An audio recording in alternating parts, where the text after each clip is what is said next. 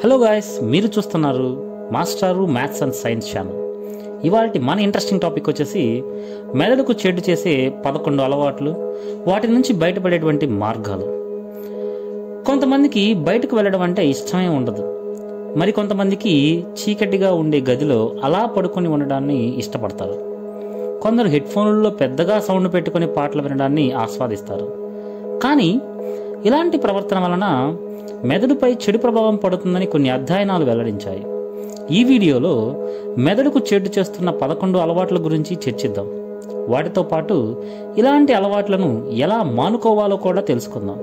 Harvard medical school, US national institute of neurological disaster and stroke వంటి సంస్థలు సహా వివిధ పరిశోధనా నివేదికలను క్రోడీకరించి అందులోని సమాచారాన్ని ఈ విధంగా అందిస్తున్నారు. మొట్టమొదటిగా నిద్రలేమి. మెదడుకు అత్యంత తీవ్ర నష్టం తగినంత నిద్ర లేకపోవటం వల్లనే జరుగుతుందని neurology and wellness centre of America వెల్లడించింది. పెద్దలకు తగినంత నిద్ర అంటే రోజులో 7 నుంచి 8 గంటలు పడుకోవాలని సూచించింది. రాత్రిపూట నిద్రపోతే మరింత మంచి ఫలితాలు ఉంటాయని నిపుణులు అంటున్నారు. నిద్రపోగానే మెదడు విశ్రాంతి తీసుకుంటుంది. నిద్రలోనే మెదడు కొత్త కణాలను సృష్టిస్తుంది. 7 గంటలు నిద్రపోతే కొత్త కణాలు ఏర్పడతాయి. అంతకంటే తక్కువ నిద్రపోతే అవి ఏర్పడడానికి ఆటంకం అవుతుంది. ఫలితంగా మీరు ఏ విషయాన్ని గుర్తుంచుకోలేరు, ఏకాగ్రత కుదరదు, చిరాకుగా ఉంటుంది, సరైన నిర్ణయాలు తీసుకోలేరు. నిద్రలేమి వల్ల ఆల్జీమర్స్ వచ్చేటువంటి ముప్పు కూడా పెరుగుతుంది. మీ మెదడును రక్షించుకోవాలంటే ఒకటే మార్గం, రోజు రాత్రి కనీసం 7 గంటలు నిద్రపోవడమే దీనికి పరిష్కారం. 8 గంటలు నిద్రపోతే ఇంకా మంచిది.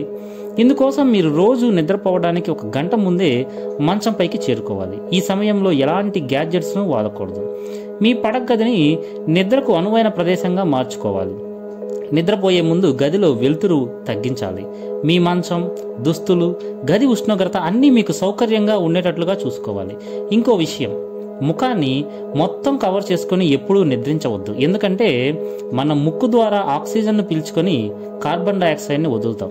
ఈ నిరంతర ప్రక్రియ కారణంగా ముఖాన్ని మొత్తం కవర్ చేసుకున్నప్పుడు కార్బన్ డైఆక్సైడ్ మీ ముఖం చుట్టూ పేరుకుపోతుంది. ఫలితంగా నిద్రలో మీకు సరిపడా ఆక్సిజన్ అందకపోవచ్చు. ఇక రెండవది, బ్రేక్ఫాస్ట్ తినకపోవటం. రాత్రంతా తినకుండా ఉన్న తర్వాత ఉదయాన్నే చేసే అల్పాహారం రోజంతా కావాల్సిన శక్తిని అందిస్తుంది. కానీ మనలో చాలా మంది ఉదయాన్న బ్రేక్ఫాస్ట్ తినడాన్ని మానేస్తారు. బ్రేక్ఫాస్ట్ తినకపోవటం వలన రక్తంలో చక్కెర స్థాయిలు పడిపోయి అది మెదడుకు ప్రభావం చూపుతుంది. రోజు బ్రేక్ఫాస్ట్ తినకపోవటం వలన మెదడుకు నష్టం కలుగుతుంది. మెదడులోని కణాలు సామర్థ్యం తగ్గిపోతుంది. పోషకాల లేమి వల్ల మెదడు సాధారణ పనితీరు దెబ్బతింటుంది. ఇక మూడవది, తగినంత నీరు తాగకపోవటం. మన మెదడులో 75% నీరే ఉంటుంది.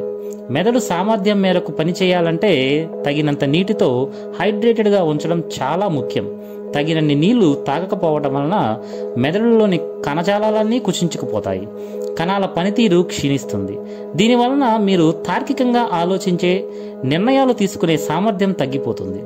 నిపుణులు చెప్పిన దాని ప్రకారం మెదడును ఆరోగ్యంగా ఉంచుకునేందుకు పెద్దలు రోజుకు కనీసం 2 లీటర్ల నీరు తాగాలి అని చెప్పారు.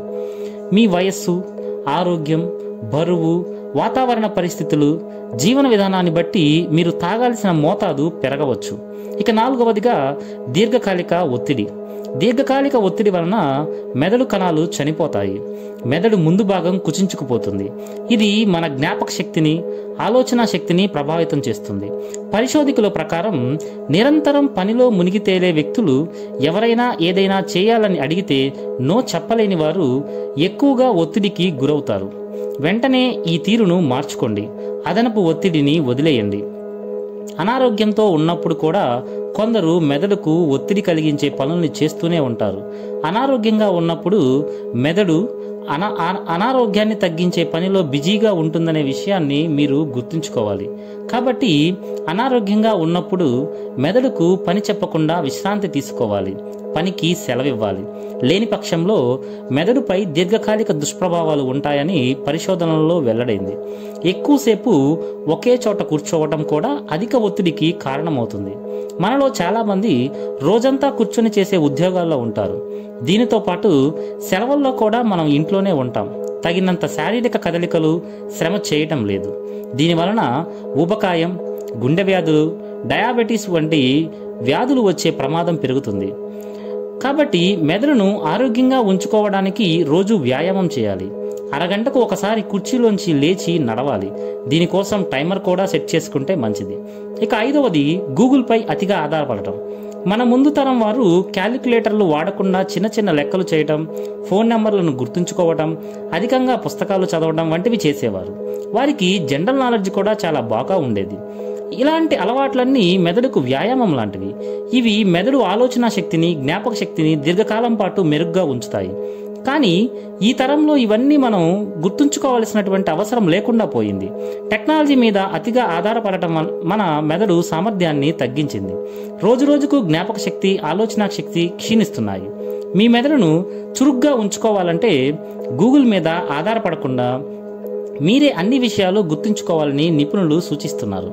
వీటితో పాటు word jumbles, puzzle matching, sudoku వంటి మెదడుకు పని కల్పించేటువంటి ఆటల ద్వారా మెదడు ఆరోగ్యాన్ని కాపాడుకోవచ్చు. ఇక 6వది నిరంతరం హెడ్ ఫోన్స్ వాడటం, బిగ్గరగా సంగీతం వినడం.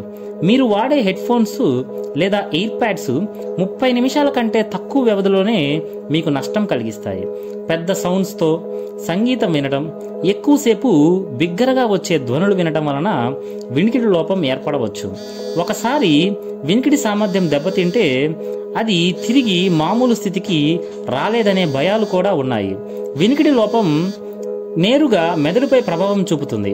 అమెరికా పరిశోధకుల ప్రకారం వినికిడి లోపం ఉన్న వ్యక్తుల్లో మెదడు కణజాలం కూడా దెబ్బతింటుంది. ఇది వారికి అల్జీమర్స్ వచ్చే ముప్పును పెంచుతుంది. ఫలితంగా చదవటం, ఏకాగ్రత కుదరకపోవటం వంటివి జరుగుతుంది. హెడ్ ఫోన్లు వాడేటప్పుడు మీకు నచ్చిన పాటను పెద్ద ధ్వనితో వినే ముందు 1కి 2 సార్లు ఆలోచించండి. మీరు ఎక్కువసేపు హెడ్ ఫోన్లలో పాటలు వింటున్నట్లయితే వాల్యూమ్ను 60% మించి పెంచవద్దు. అదే పనిగా హెడ్ ఫోన్లు వాడుతున్నట్లయితే మధ్యలో 1 గంట బ్రేక్ తీసుకోండి.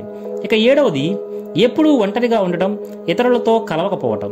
ఇతరులతో మాట్లాడటం, చాటింగ్ వంటివి మీ మెదడును ఆరోగ్యంగా ఉంచడానికి చాలా కీలకం. తగినంత నిద్ర లేకపోతే మెదడుకు ఎంత నష్టం కలుగుతుందో ఎప్పుడూ ఒంటరిగా ఉండటం వలన కూడా అంతే నష్టం కలుగుతుంది. స్నేహితులలో లేదా కుటుంబంతో ఎప్పుడూ ఉండటం వలన మెదడు తాజాగా ఉంటుంది. ఒంటరితనం వలన డిప్రెషన్, యాంగ్జైటీ, డిమెన్షియా, అల్జీమర్స్ వంటి వ్యాధులు వచ్చే ప్రమాదం పెరుగుతుంది. మీ మెదడు ఆరోగ్యంగా ఉండాలి అంటే మీ స్నేహితులు, కుటుంబంతో తరచూ తగినంత సమయాన్ని గడపండి. అయితే వారు సానుకూల దృక్పథంతో ఆలోచించేవారైతే ఇంకా మంచిది. ఇక 8వగా ప్రతికూల ఆలోచనలు, వ్యక్తులు. ప్రతికూలంగా ఆలోచించే అలవాటు ఉంటే మెదడుకు హాని కలుగుతుంది. ఎందుకంటే ప్రతికూల ఆలోచనల కారణంగా ఒత్తిడి, డిప్రెషన్, యాంగ్జైటీ వంటివి తలెత్తుతాయి. అలాగే డిమెన్షియా, అల్జీమర్స్కు కారణమయ్యే అమిలాయిడ్, టౌ వంటి ప్రోటీన్లు మెదడులో పేరుకుపోతాయి. కాబట్టి వెంటనే ప్రతికూల ఆలోచనల్ని ఆపడానికి ప్రయత్నించండి. ఇలా తరచూ చేయడం అలవాటుగా మారుతుంది. ఇలాంటి ఆలోచనల నుంచి తప్పించుకోవడానికి కావాలంటే సైకియాట్రిస్ట్ సహాయం తీసుకోవచ్చు. ప్రతికూల స్నేహితులను వదులుకోవడం కూడా చాలా ముఖ్యం. ప్రతికూల వార్తలను కూడా ఎక్కువగా చూడకుండా ఉండేందుకు ప్రయత్నించండి. ఇక 9వదిగా చీకటిలో ఎక్కువ సమయం గడపటం. చీకటిలో ఎక్కువ సమయం గడిపేవారు లేదా గాలి, వెలుతురు తక్కువగా ఉండే ఇరుకు ప్రదేశాల్లో చాలా కాలం పాటు ఉంటే అలాంటి వాతావరణ వ్యక్తులు మెదడుపై ఎక్కువ ఒత్తిడిని కలిగిస్తుందని అమెరికా పరిశోధన తెలిపింది. మెదడు ఆరోగ్యానికి సూర్యరశ్మి చాలా కీలకం. లేకపోతే డిప్రెషన్ వంటి సమస్యలు వస్తాయి. మెదడు ఆరోగ్యాన్ని కాపాడుకోవడం కోసం రోజు కాసేపు ఎండలో ఉండాలి. ఇందుకోసం బయటకు వెళ్ళాలి. ఒకవేళ మీరు ఇంట్లో ఉంటే తలుపులు, కిటికీలు తెరిచి ఉండాలి. ఇక 10వదిగా అతిగా తినే అలవాటు. ఎంత ఆరోగ్యకర ఆహారం అయినప్పటికీ అతిగా తింటే మెదడుకు నష్టం కలగవచ్చు. అతిగా తినడం వలన మెదడులోని ధమనులు మూసుకుపోయి రక్త ప్రసరణ తగ్గిపోతుందని పరిశోధనలు చూపించాయి. దీనివలన జ్ఞాపక శక్తి కోల్పోవటం, ఆలోచన శక్తి తగ్గడం వంటివి జరుగుతాయి. ఇది అల్జీమర్స్కు దారితీస్తుంది. జంక్ ఫుడ్, నూనెలో వేయించిన ఆహారాలు, అధిక చక్కెరలు ఉండే చిరుతిండ్లు, శీతల పానీయాలు వంటి వాటి వల్ల కూడా ఇలాంటి ముప్పే వస్తుంది. అందుకే తగు మోతాదులో సరైన ఆహారం తీసుకోవడం చాలా ముఖ్యం. రోజువారీ క్యాలరీలను తెలుసుకోవడం కూడా చాలా ముఖ్యం. కానీ న్యూట్రిషన్ సలహా ప్రకారం సొంతంగా డైట్ రూపొందించుకొని దాన్ని అనుసరించడం ఉత్తమమైనటువంటి మార్గం. డైటింగ్ చేయడం అంటే కొవ్వును వదిలించుకోవడమే అని చాలామంది భావిస్తారు. కానీ మెదడులో 60% కొవ్వు ఉంటుందనే విషయాన్ని మీరు గుర్తుపెట్టుకోవాలి. అందుకే అన్ని రకాల ఆహారాలను తినాలి, కానీ తగు మోతాదులో తీసుకోవాలి.